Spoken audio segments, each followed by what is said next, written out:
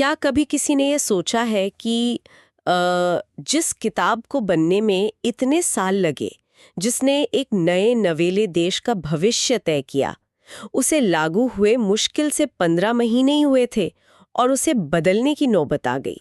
हाँ, मतलब ये बहुत ही अजीब लगता है ना सुनने में। बिल्कुल। मतलब 1950 में भारत का संविधान लागू हुआ और 1951 में ही उसका पहला अपडेट आ गया। सही कहा। ऐसा लगता है जैसे किसी नई इमारत की नींव का सीमेंट सूखा भी नहीं है और उसकी दीवारें तोड़ी जा रही हैं।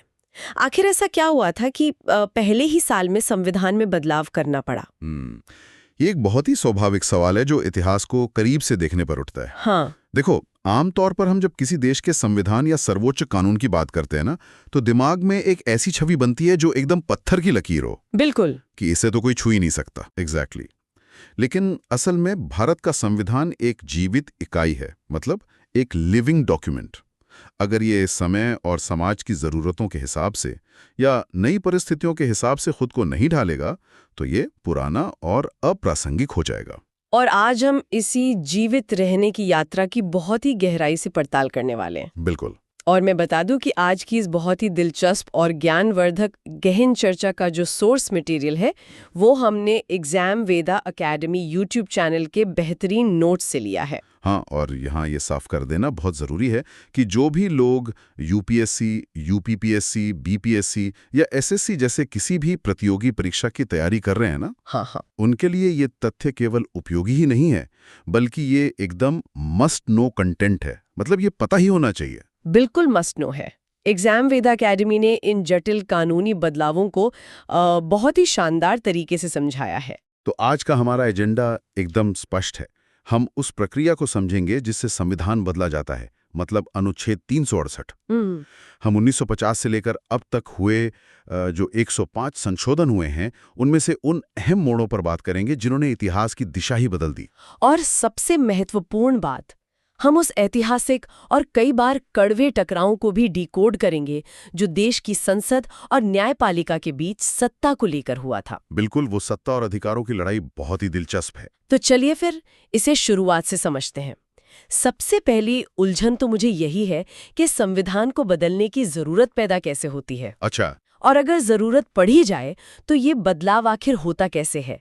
क्या संसद में बैठे कुछ लोग रातों रात एक पन्ना फाड़कर नया पन्ना जोड़ सकते हैं? रातों रात तो बिल्कुल नहीं। मतलब इसे इस तरह समझिए कि समाज कभी भी स्थिर नहीं रहता। सही बात है। जब आर्थिक और सामाजिक हालात बदलते हैं ना, तो नई नीतियां बनानी ही पड़ती है। कई बार ऐसा होता है कि सरकार कोई कानून बनाती है और सुप्रीम कोर्ट उसे संविधान के खिलाफ मानकर खारिज कर देता है। ऐसा तो कई बार देखा गया है। हाँ, तो ऐसे में अगर सरकार को लगता है कि वो कानून जनता की भलाई के लिए बहुत जरूरी है, तो उसे संविधान में ही बदलाव करना पड़ता है ताकि उस कानून को वैधता मिल सके। अच्छा। और इन बदलावों को कानूनी जामा पहनाने के लिए हमारे संविधान के निर्माताओं ने अनुच्छेद 368 का रास्ता दिया था। लेकिन क्या सारे बदलाव एक ही तरीके से होते हैं? मतलब प्रक्रिया एक ही है सबके लिए? नहीं नहीं, बदलाव मुख्य रूप से 3 स्तरों पर होते हैं। पहला है साधारण बहुमत से होने वाले बदलाव। हालांकि तकनीकी रूप से इसे अनुच्छेद 368 का हिस्सा नहीं माना जाता है। अच्छा, तो इसमें किस तरह के बदलाव आते हैं? इसमें वे मामले आते हैं जैसे किसी नए राज्य का निर्माण करना हो, किसी राज्य का नाम बदलना हो या नागरिकता से जुड़े नियम हो। समझ गई। दूसरा तरीका है विशेष बहुमत। ये सीधा अनुच्छेद 368 के तहत आता है। इसके लिए संसद के दोनों सदनों में उपस्थित और वोट करने वाले सदस्यों का कम से कम 2/3 समर्थन चाहिए होता है। 2/3 मतलब ये थोड़ा मुश्किल है। हाँ, और ज्यादातर महत्वपूर्ण संशोधन इसी रास्ते से होते हैं। और तीसरा तरीका क्या है? क्योंकि मैंने कहीं पढ़ा है कि कुछ बदलाव इतने मुश्किल होते हैं कि उनमें राज्यों की भी परमिशन लेनी पड़ती है। बिल्कुल सही पढ़ा है आपने। तीसरा तरीका है विशेष बहुमत के साथ साथ देश के कम से कम आधे राज्यों की विधानसभाओं की सहमति। आधे राज्यों की सहमति? बाप रे। हाँ, ये तरीका तब अपनाया जाता है जब बदलाव सीधे तौर पर फेडरल स्ट्रक्चर, मतलब केंद्र और राज्यों के बीच शक्तियों के बंटवारे को प्रभावित करता हो। जैसे कि कोई उदाहरण? जैसे कि राष्ट्रपति के चुनाव का तरीका बदलना हो, सुप्रीम कोर्ट या हाई कोर्ट के अधिकारों में बदलाव करना हो, या फिर केंद्र और राज्यों की टैक्स व्यवस्था को बदलना हो। उनके सॉफ्टवेयर अपडेट जैसी लग रही है। अच्छा। कैसे? देखो, जो पहला तरीका है ना, साधारण बहुमत, वो मानो कोई छोटा सा बग फिक्स हो। बिल्कुल बिल्कुल। दूसरा जो विशेष बहुमत है, वो एक बड़े ओएस अपडेट की तरह है, जो फोन के काम करने का तरीका थोड़ा बदल देता है। हाँ, सही एनालॉजी है। और जो राज्यों की सहमति वाला तीसरा तरीका है, वो तो मानो फोन का हार्डवेयर ही अपग्रेड करना हो। क्या बात है। अगर आप हार्डवेयर बदल रहे हैं तो जाहिर है आपको सारे सिस्टम से पूछना तो पड़ेगा ही ना। ये तुलना चीज़ों को समझने के लिए बहुत ही सटीक है। और दिलचस्प बात यह है कि हमारे सिस्टम का ये अपडेट होना, जैसा कि हमने शुरुआत में जिक्र किया, 1951 में ही शुरू हो गया था। प्रथम संशोधन अधिनियम 1951। हाँ, तत्कालीन प्रधानमंत्री जवाहरलाल नेहरू की सरकार को इसका मसौदा तैयार करना पड़ा था। तो अब उसी सवाल पर वापस आते हैं। 1951 में इतनी जल्दी क्या आफत आ गई थी? अभी तो देश ठीक से खड़ा भी नहीं हुआ था। आफत दरअसल जमीनी हकीकत और कानूनी किताबों के बीच के टकराव की थी। अच्छा। सरकार पूरे देश में भूमि सुधार यानी लैंड रिफॉर्म्स लागू करना चाहती थी। मकसद था कि बड़े जमींदारों से अतिरिक्त जमीन लेकर उन किसानों को देना जिनके पास जमीन नहीं थी। ये तो बहुत अच्छी पहल थी। फिर दिक्कत कहाँ आई? दिक्कत यहाँ आई कि एक बहुत बड़ा पेंच फंस गया। उस समय संपत्ति का अधिकार यानी राइट टू प्रॉपर्टी एक मौलिक अधिकार हुआ करता था, फंडामेंटल राइट। ओहो, तो इसका मतलब जमींदार सीधे अदालत पहुंच गए होंगे कि भाई सरकार हमारी संपत्ति कैसे छीन सकती है। एकदम सही पकड़ा आपने। जमींदारों ने अदालतों का दरवाजा खटखटाया, और अदालतें भी तो कानून से बंधी थी ना। हाँ, वो तो संविधान ही देखेंगी। बिल्कुल। इसलिए वे भूमि सुधार कानूनों पर रोक लगा रही थीं। इस गतिरोध को तोड़ने के लिए ही नेहरू सरकार ने पहला संशोधन किया। तो इसमें क्या क्या बदला गया? इसके तहत अभिव्यक्ति की स्वतंत्रता पर कुछ युक्तिसंगत प्रतिबंध या कहें रीजनेबल रिस्ट्रिक्शंस लगाए गए। लेकिन सबसे बड़ा गेम चेंजर था संविधान में 9वीं अनुसूची को जोड़ना। ये 9वीं अनुसूची क्या थी? इसके बारे में बहुत चर्चा होती है। ये इतनी महत्वपूर्ण क्यों मानी जाती है? 9वीं अनुसूची को आप एक अभेद्य तिजोरी या जादुई बक्से की तरह समझ सकते हैं। जादुई बक्सा? हाँ, सरकार ने ये नियम बना दिया कि अगर वो किसी कानून को 9वीं अनुसूची में डाल देती है तो उस कानून की न्यायिक समीक्षा यानी जुडिशियल रिव्यू नहीं हो सकता। एक मिनट, जुडिशियल रिव्यू नहीं हो सकता? आसान भाषा में कहें तो सुप्रीम कोर्ट या कोई भी अदालत उस कानून की जांच नहीं कर सकती कि वो सही है या गलत। सरकार ने अपने भूमि सुधार कानूनों को इसी अनुसूची में डाल दिया ताकि अदालतें उनमें दखल ना दे सकें। बिल्कुल। ये सुनकर थोड़ा अजीब लगता है। मतलब एक तरह से सरकार ने अदालतों की ताकत को सीमित करने का पहला बड़ा कदम 1951 में ही उठा लिया था। हाँ, ये एक नजरिया है देखने का। दूसरा नजरिया ये भी था कि अगर सरकार ये कदम नहीं उठाती तो सामाजिक न्याय की स्थापना और सामंतवाद का खात्मा शायद कभी नहीं हो पाता। हाँ, ये भी सोचने वाली बात है। इसके बाद 1956 में 7वां संशोधन आया। इसने तो पूरे देश के ढांचे को ही बदल दिया। 7वें संशोधन में क्या हुआ था? राज्यों का पुनर्गठन अधिनियम लागू हुआ और भाषा के आधार पर राज्यों की सीमाएं तय की गईं। पहले जो राज्यों की ABCD कैटेगरी होती थी ना, हाँ, वो जो पुरानी व्यवस्था थी, उसे खत्म करके आधुनिक राज्य और केंद्र शासित प्रदेश बनाए गए। चलिए, ये तो एक तरह से प्रशासनिक बदलाव था।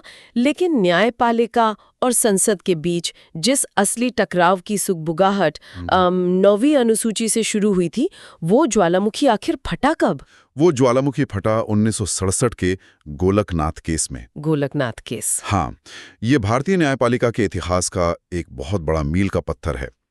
इस केस में सुप्रीम कोर्ट ने एक बहुत कड़ा फैसला सुनाया। क्या कहा कोर्ट ने? कोर्ट ने कहा कि संसद के पास नागरिकों के मौलिक अधिकारों को कम करने या छीनने की कोई शक्ति नहीं है। अच्छा। अदालत ने साफ कहा कि मौलिक अधिकार एकदम पवित्र हैं और अनुच्छेद 368 की संशोधन प्रक्रिया के तहत भी उन्हें छुआ नहीं जा सकता। रुको, इसका सीधा सा मतलब तो ये हुआ कि अदालत ने संसद के हाथ पूरी तरह बांध दिए। बिल्कुल।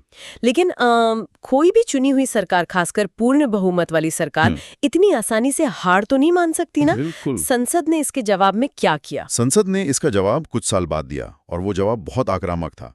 1971 में इंदिरा गांधी की सरकार ने 24वां संशोधन अधिनियम पारित किया। 24वां संशोधन? इसमें क्या था? इस संशोधन के जरिए संसद ने संविधान में साफ साफ लिखवा दिया कि उसके पास संविधान के किसी भी हिस्से यहां तक कि मौलिक अधिकारों में भी संशोधन करने की असीमित शक्ति है। बाप रे। और तो और ये भी अनिवार्य कर दिया गया कि अगर संविधान संशोधन का कोई बिल राष्ट्रपति के पास जाता है तो राष्ट्रपति को उस पर हस्ताक्षर करने ही होंगे, वे उसे लौटा नहीं सकते। ये तो बहुत बड़ा पलटवार था। बिल्कुल था। क्या 24वें संशोधन से संसद ने न्यायपालिका और राष्ट्रपति दोनों को किनारे करके खुद को सर्वोच्च घोषित नहीं कर दिया? अगर संसद मौलिक अधिकार भी छीन सकती है तो फिर लोकतंत्र में बचा ही क्या? यही वो सवाल है जिसने उस दौर के राजनीतिक माहौल को एकदम उबाल पर ला दिया था। उसी साल 25वां और 26वां संशोधन भी आया। इनमें क्या था? 25वें संशोधन ने फिर से संपत्ति के अधिकार को सीमित किया और ये तय किया कि नीति निर्देशक तत्व यानी डीपीएसपी, हाँ, डायरेक्टिव प्रिंसिपल्स, जो कि असल में सरकार के लिए सिर्फ नीतियां बनाने की गाइडलाइंस होती हैं, उन्हें कुछ मामलों में मौलिक अधिकारों से ऊपर माना जाएगा। और 26वां संशोधन? 26वें संशोधन ने राजाओं और महाराजाओं को मिलने वाले प्रिवी पर्स, वो एक तरह की पेंशन और विशेषाधिकार थे जो आजादी के समय रियासतों को भारत में शामिल होने के एवज में दिए गए थे। हाँ, तो इसे क्यों हटाया गया? सरकार का तर्क था कि एक गरीब और समानता की बात करने वाले देश में राजघरानों को ये विशेष सुविधा देना सिद्धांतों के खिलाफ है। तर्क तो सही था। इसी बीच 1975 में 36वां संशोधन भी हुआ जिसने सिक्किम को भारत का पूर्ण रूप से 22वां राज्य बना दिया। ये सब ऐसे दौर में हो रहा था जब सत्ता का संघर्ष एकदम चरम पर था, और फिर वो समय आया जिसे भारतीय इतिहास का सबसे काला या सबसे विवादित अध्याय कहा जाता है, 1975 का आपातकाल। हाँ, और आपातकाल के इस आये में 1976 में 42वां संशोधन अधिनियम लाया गया। 42वां संशोधन? ये बदलाव इतना विशाल और व्यापक था ना कि इतिहासकार और कानून के जानकार इसे आज भी मिनी संविधान कहते हैं। मिनी संविधान? ऐसी क्या बातें थी 42वें संशोधन में जिन्होंने इसे ये नाम दे दिया? 42वें संशोधन ने संविधान को लगभग हर कोने से बदल डाला। मतलब यहाँ हमें इसके पीछे के तर्क को भी निष्पक्ष रूप से देखना होगा। हाँ, बिल्कुल। इंदिरा गांधी सरकार का दावा था कि वे गरीबों के हक में नीतियां लाना चाहती हैं, लेकिन अदालतें पुराने कानूनों का हवाला देकर उन्हें रोक रही हैं। इसलिए उन्होंने पूरा ढांचा ही बदल दिया। ढांचे में क्या क्या बदला? संविधान की प्रस्तावना यानी प्रियम्बल में 3 नए शब्द जोड़े गए: समाजवादी, पंथनिरपेक्ष और अखंडता। नागरिकों के लिए पहली बार मौलिक कर्तव्य जोड़े गए। ये तो सुनने में बहुत सकारात्मक लगता है। फिर इसमें इतना विवाद क्या था? विवाद इसके दूसरे हिस्सों को लेकर था। इस संशोधन ने लोकसभा और राज्य विधानसभाओं का कार्यकाल 5 साल से बढ़ाकर 6 साल कर दिया। 6 साल? ये तो अजीब है। और सबसे खतरनाक बात यह थी कि इसने सुप्रीम कोर्ट और हाई कोर्ट की न्यायिक समीक्षा की शक्ति को काफी हद तक छीन लिया। मतलब फिर से जुडिशियल रिव्यू खत्म? हाँ, इसने स्पष्ट कर दिया कि संसद द्वारा किए गए संविधान संशोधन को किसी भी अदालत में चुनौती दी ही नहीं जा सकती। ये तो एक तरह से सत्ता के पेंडुलम को पूरी ताकत से सिर्फ एक दिशा में धकेलने वाली बात हो गई। बिल्कुल। अगर संसद जो चाहे वो कानून बना दे और सुप्रीम कोर्ट उसकी जांच भी न कर सके, तो ये तो तानाशाही की तरफ एक खुला कदम था। एकदम सही कहा आपने। शक्ति का संतुलन पूरी तरह बिगड़ गया था। लेकिन जैसा कि राजनीति में होता है, पेंडुलम हमेशा वापस लौटता है। हाँ। आपातकाल खत्म हुआ, चुनाव हुए और 1978 में मोरारजी देसाई के नेतृत्व में जनता पार्टी की नई सरकार बनी। और जाहिर है इस नई सरकार का मुख्य एजेंडा ही ये होगा कि 42वें संशोधन की ज्यादतियों को खत्म किया जाए। बिल्कुल। इसके लिए वे 44वां संशोधन अधिनियम लेकर आए, जिसे अक्सर लोकतंत्र की पुनर्स्थापना के रूप में देखा जाता है। तो 44वें संशोधन ने 42वें संशोधन के असर को कैसे काटा? क्या क्या बदलाव हुए? इसने कई अहम बदलावों को पूरी तरह पलट दिया। लोकसभा का कार्यकाल वापस 6 साल से घटाकर 5 साल कर दिया गया। अच्छा, और क्या हुआ? आपातकाल लागू करने के नियमों को इतना सख्त कर दिया गया कि भविष्य में कोई भी सरकार इसका आसानी से दुरुपयोग न कर सके। आंतरिक अशांति शब्द की जगह सशस्त्र विद्रोह शब्द को शामिल किया गया।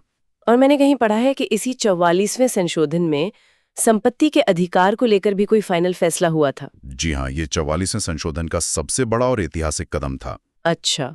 दशकों से संपत्ति के अधिकार को लेकर जो अदालतों और सरकार के बीच लड़ाई चल रही थी ना, उसे हमेशा के लिए खत्म कर दिया गया।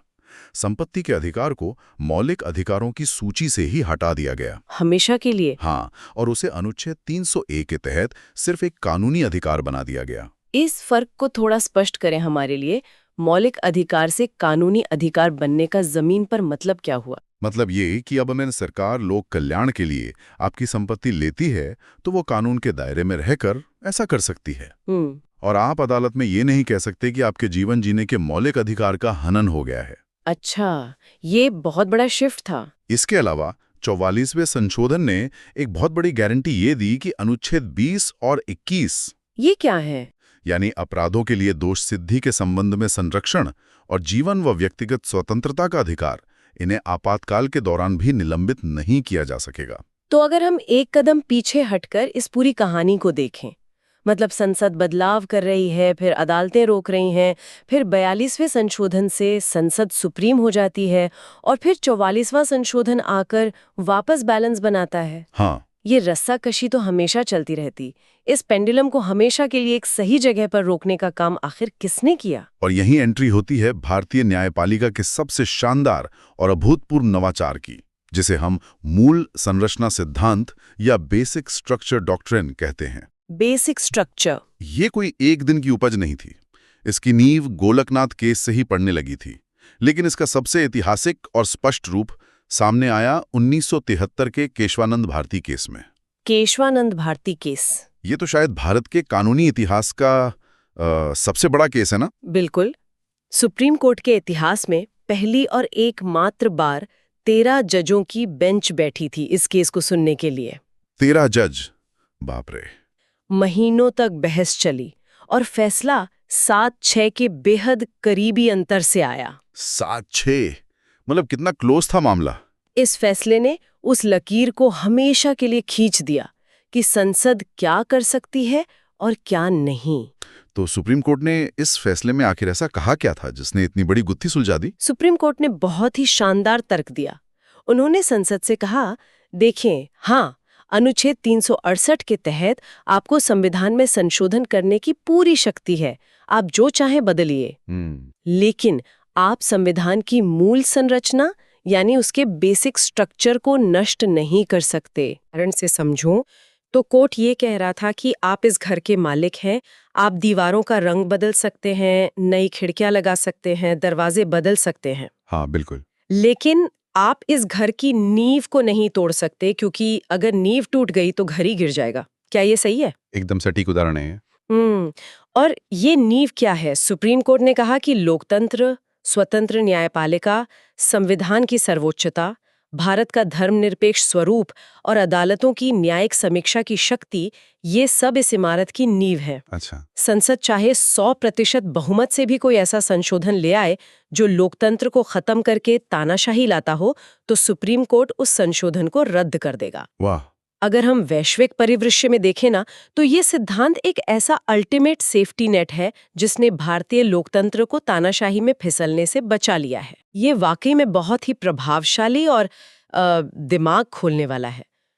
हमने सत्ता के गलियारों में चलने वाली शक्तियों की इस लड़ाई को तो समझ लिया। बिल्कुल। लेकिन अब मैं चाहती हूँ कि हम उन बदलावों की ओर मुड़ें जिन्होंने राजनीतिक रस्साकशी से अलग हटकर सीधे आम आदमी की जिंदगी, समाज और उनके हकों पर सीधा असर डाला है। ऐसे कई ऐतिहासिक मोड़ हैं। मिसाल के तौर पे 1985 का 52वां संशोधन अधिनियम।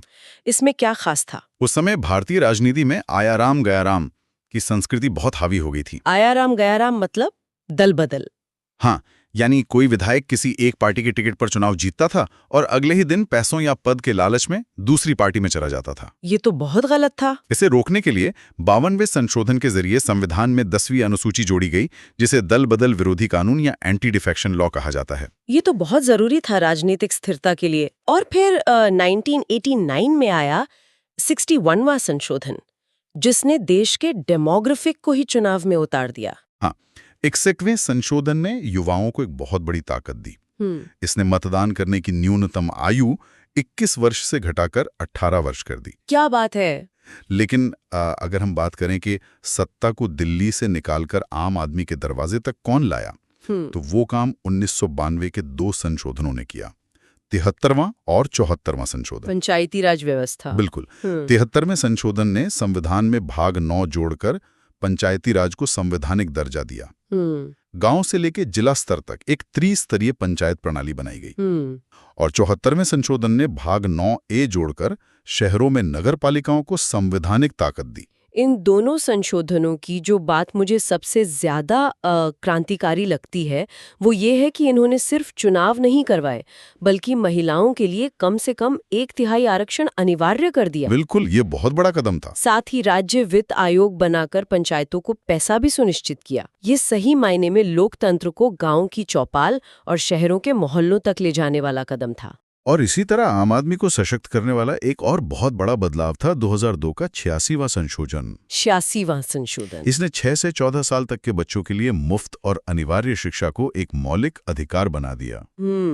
इसके लिए अनुच्छेद 21A जोड़ा गया, शिक्षा का अधिकार। सोचिए, शिक्षा जो पहले सिर्फ राज्य की नीति का हिस्सा थी, वो अब सीधे सीधे बच्चे का हक बन गई। ये तो हुई 20वीं सदी के अंत और 21वीं सदी की शुरुआत की बात, जहां मुख्य जोर अधिकारों और जमीनी लोकतंत्र पर था। लेकिन जब हम एकदम आधुनिक दौर की बात करते हैं, मतलब पिछले 10 सालों की, तो यहाँ ऐसा लगता है कि फोकस अर्थव्यवस्था और बदलती सामाजिक जरूरतों पर शिफ्ट हो गया है। ये ऑब्जर्वेशन बिल्कुल सही है।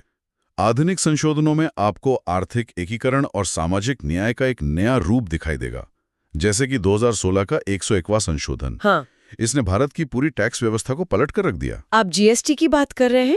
हाँ, वस्तु एवं सेवा कर, जीएसटी। इस संशोधन ने देश भर में फैले हुए दर्जनों अलग अलग अप्रत्यक्ष करों का जाल खत्म करके पूरे देश को एक सिंगल मार्केट में बदल दिया। इसके लिए जीएसटी परिषद का भी गठन किया गया। टैक्स से आगे बढ़ें तो सामाजिक मोर्चे पर 102वां, 130वां और 105वां संशोधन बहुत चर्चा में रहे हैं। बिल्कुल, अगर हम सामाजिक न्याय की बात करें तो 2018 में 102वां संशोधन आया, जिसने राष्ट्रीय पिछड़ा वर्ग आयोग यानी एनसीबीसी को संवैधानिक दर्जा दे दिया। अच्छा। इसके बाद 2019 में 130वां संशोधन आया, जो एक बहुत बड़ा वैचारिक शिफ्ट था। इसने पहली बार आर्थिक रूप से कमजोर वर्गों यानी ईडब्ल्यूएस के लिए सरकारी नौकरियों और शिक्षा में 10% आरक्षण की व्यवस्था की। ये एक बड़ा वैचारिक शिफ्ट इसलिए था क्योंकि इससे पहले तक भारत में आरक्षण का आधार हमेशा सामाजिक और शैक्षणिक पिछड़ापन ही रहा था। आर्थिक आधार पर आरक्षण देना एक बिल्कुल नई दिशा थी। लोकसभा और विधानसभाओं में आरक्षण की अवधि को 2030 तक के लिए बढ़ा दिया। लेकिन ध्यान देने वाली बात यह है कि इसी संशोधन ने एंग्लो इंडियन समुदाय के लिए होने वाले नामांकन की प्रथा को हमेशा के लिए समाप्त कर दिया। और अगर मैं सही हूं तो 105वां संशोधन राज्यों के अधिकारों से जुड़ा था। जी हां, 2021 का 105वां संशोधन दरअसल 102वें संशोधन के बाद सुप्रीम कोर्ट के एक फैसले से ये भ्रम पैदा हो गया था कि क्या अब राज्य सरकारें खुद की ओबीसी लिस्ट तैयार कर सकती हैं या नहीं। अच्छा, तो इसे कैसे सुलझाया गया? 105वें संशोधन ने इस भ्रम को दूर किया और साफ कर दिया कि राज्य सरकारें अपनी ओबीसी सूची खुद बनाने के लिए पूरी तरह स्वतंत्र हैं। तो इस तरह 2026 तक हमारे इस जीवित दस्तावेज में कुल 105 संशोधन हो चुके हैं। 1950 में पहले बदलाव से शुरू हुई ये यात्रा वाकई में असाधारण रही है। बिल्कुल रही है। लेकिन जो लोग प्रतियोगी परीक्षाओं की तैयारी कर रहे हैं, उनके लिए इतने सारे नंबर और साल याद रखना सिरदर्द बन सकता है। यहाँ मैं एग्जाम वेदा एकेडमी द्वारा दी गई उस शानदार शॉर्टकट ट्रिक का जिक्र करना चाहूंगी। हाँ, वो ट्रिक बहुत ही काम की है। उन्होंने इसे एक फोन नंबर की तरह याद करने को कहा है। 42 44 52 61 73 74 86 101 और 103। ये ट्रिक रिवीजन के लिए बहुत बेहतरीन है। अगर आप इसे डिकोड करें तो 42वां यानी मिनी संविधान, 44वां मतलब संपत्ति का अधिकार हटा, 52वां दल बदल कानून, 61वां वोटिंग की उम्र 18 साल, 73वां और 74वां पंचायत और नगर पालिका, 86वां शिक्षा का अधिकार, 101वां जीएसटी और 103वां ईडब्ल्यूएस आरक्षण। जो भी उम्मीदवार इसे इस सीक्वेंस में याद रखेगा, उसका एलिमिनेशन राउंड कभी गलत नहीं होगा। तो आज की इस विस्तृत गहन चर्चा में हमने ये महसूस किया कि कैसे वो एक किताब जो पूरे देश को चलाती है, समय समय पर खुद को अपडेट करती रही है। बिल्कुल। कभी इसमें छोटे बग फिक्स हुए तो कभी पूरा सिस्टम ही अपग्रेड करना पड़ा। लेकिन चर्चा खत्म करने से पहले मैं एक विचार जरूर छोड़ना चाहूंगा। जी बिल्कुल। 1950 से लेकर अब तक 70 से ज्यादा सालों में हमने 105 संशोधन देखे हैं। ये बदलाव उस समय की राजनीतिक, सामाजिक और आर्थिक जरूरतों से पैदा हुए थे। अब जरा सोचें, आने वाले कुछ दशकों में दुनिया जिस तेजी से बदलने वाली है वो अभूतपूर्व है। जब आर्टिफिशियल इंटेलिजेंस हमारी नौकरियां ही नहीं बल्कि हमारे फैसले भी तय करने लगेगा, ये तो बहुत डरावना है। जब क्लाइमेट चेंज के कारण रहने की जगहें और पानी सिकुड़ने लगेगा, और जब हमारी डिजिटल प्राइवेसी एक विलासिता बन जाएगी, तो क्या हमारा आज का संविधान इन नई चुनौतियों से लड़ने के लिए तैयार है? ये एक ऐसा सवाल है जो सोचने पर मजबूर कर देता है। भारतीय संविधान का 150वां या 200वां संशोधन आखिर किस बारे में होगा? बिल्कुल। क्या हम भविष्य में राइट टू इंटरनेट को मौलिक अधिकार बनाएंगे या प्राइवेसी फ्रॉम एआई नाम का कोई नया अनुच्छेद जोड़ा जाएगा? क्या हम भविष्य की इन नई अदृश्य ताकतों के खिलाफ अपने नागरिकों को सशक्त करने के लिए तैयार हैं? ये एक ऐसा सवाल है जिसका जवाब हमें आज नहीं तो कल खोजना ही होगा। क्योंकि अंततः संविधान की असली ताकत इसमें लिखे पन्नों में नहीं है, बल्कि इस बात में है कि वो आने वाली पीढ़ियों के लिए कितनी सुरक्षित और न्यायपूर्ण जमीन तैयार कर सकता है। बहुत ही खूबसूरत बात कही आपने, और इसी विचार के साथ हम आज की इस बेहतरीन और ज्ञानवर्धक चर्चा को यहीं विराम देते हैं। बिल्कुल। सुनते रहिए, सीखते रहिए और उस जीवित किताब के सफर को समझते रहिए जो हमारे देश की सबसे बड़ी धड़कन है।